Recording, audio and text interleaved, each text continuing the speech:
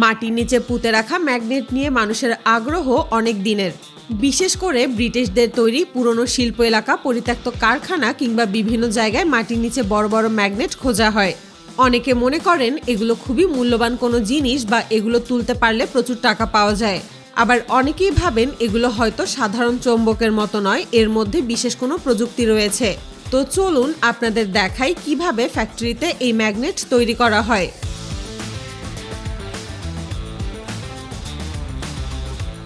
সব ম্যাগনেট একরকম নয়।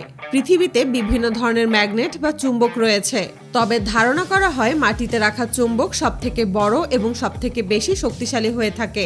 ম্যাগনেট তৈরির কাজ শুরু হয় কাঁচামাল সংগ্রহ করার মাধ্যমে। সাধারণ ম্যাগনেট তৈরির জন্য লোহার গুঁড়া এবং আরও কয়েক ধরনের খনিজ পদার্থ ব্যবহার করা হয়। শক্তিশালী বড় ম্যাগনেটগুলো তৈরি করার জন্য লোহা বা বোরন নামের বিশেষ ধাতু ব্যবহার করা হয়। সব কাঁচামাল প্রথমে কারখানায় আনা হয় এবং ভালোভাবে পরীক্ষা করা হয়, কারণ কাঁচামালের মধ্যে ময়লা বা অন্য কোনো পদার্থ থাকলে পরে ম্যাগনেটের শক্তি কমে যেতে পারে। এরপর নির্দিষ্ট পরিমাণে সব ধাতু একসঙ্গে মেশানো হয়। আধুনিক কারখানায় এই কাজ বড় বড় স্বয়ংক্রিয় মেশিন দিয়ে করা হয়, যাতে প্রতিটা ম্যাগনেট একই রকম শক্তিশালী হয়। এরপর মিশ্রণটিকে বড় চুল্লিতে খুব বেশি তাপে গলানো হয়। তাপের কারণে সব ধাতু একসঙ্গে মিশে একটি নতুন গলিত ধাতু তৈরি করে। পরে সেই গলানো ধাতুকে দ্রুত ঠান্ডা করা হয় যাতে সেটি শক্ত হয়ে যায়। শক্ত হয়ে যাওয়ার পর সেই ধাতুকে ছোট ছোট টুকরো করা হয়।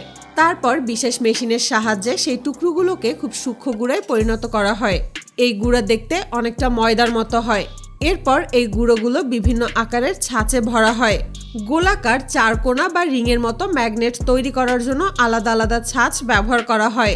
এরপর শক্তিশালী প্রেস মেশিনে দিয়ে প্রচণ্ড চাপ দিয়ে গুঁড়োগুলোকে একসঙ্গে চেপে ধরা হয়। এরপর এই ব্লকগুলোকে আবার বড় চুল্লিতে কয়েক ঘন্টা ধরে গরম করা হয়।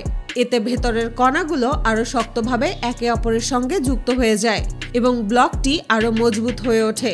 এরপর ব্লকগুলো ঠান্ডা করা হয় এবং প্রয়োজন অনুযায়ী কেটে নির্দিষ্ট আকার দেওয়া হয়।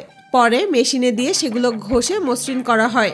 মাটিতে রাখা শক্তিশালী ম্যাগনেটের উপর নিকেল বা অন্য ধাতুর পাতলা আবরণ দেওয়া হয়, যাতে সহজে মরিচা না ধরে। এরপর বিশেষ একটি মেশিনের সাহায্যে এর উপর খুব শক্তিশালী চৌম্বক শক্তি প্রয়োগ করা হয়। তখন এর ভেতরের ক্ষুদ্র কণাগুলো একই দিকে সোজাভাবে সরে যায়। আর এই কাজটি সম্পন্ন হওয়ার পরই ধাতব ব্লকটি একটি সত্যিকারের ম্যাগনেটে পরিণত হয় এবং তখন এটি লোহা বা অন্যান্য ধাতব জিনিসকে নিজের দিকে টানতে পারে। এরপর প্রতিটি ম্যাগনেট পরীক্ষা করা হয়। এর শক্তি ঠিক আছে কিনা, আকার ঠিক আছে কিনা এবং মান ভালো কিনা সেসব দেখা হয়। যেসব ম্যাগনেট ঠিকমতো তৈরি হয় না সেগুলো আবার গলিয়ে নতুন করে তৈরি করা হয়।